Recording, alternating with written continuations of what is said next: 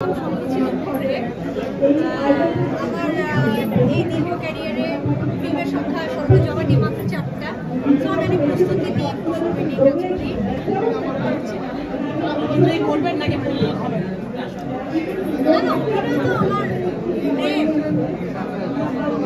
সরতে জমাতে আমি সবই করেছি, নির্মাণ করেছি, প্রযোজনা আমার, চিত্রনাট্য আমার, যেহেতু আমি লেখা রাখি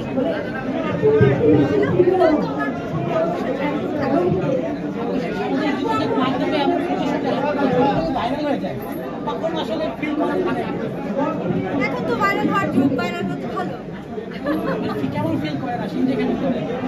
ভালো ভালো, আমাদের সময়ও যখন কোনো কাজ পপুলার হতো, যেমন আমি যদি এক্সাম্পল দিই, আমার ইফতেখার ঝটপট টিভিসি, বাঙালি ফেরিস্তাস টিভিসি, তারপরে ভার্জিন ব্লু টিভিসি, আকসেন্ট টিভিসি, এগুলোও কিন্তু তখনকার দিনে চিন্তা করলে ভাইরাল ছিল। হ্যাঁ, টেলিভিশনের ভীষণ পপুলার ছিল, তখন তো ইউটিউব ফেসবুক ছিল না। তো সুতরাং এগুলোর সাথে যে একদম পরিচিত না তা কিন্তু না, কিন্তু নিউ জেনারেশন একদম হয়তো অন্য টার্ম দিয়ে বলে, ভাইরাল বলে, নট ব্যাড, ভালো লাগে।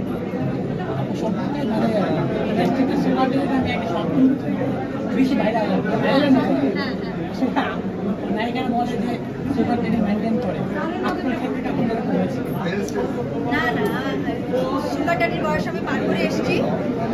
সুগার মামি হওয়ার জন্য আমি এখন একটু ইয়াং, মানে মধ্যবর্তী।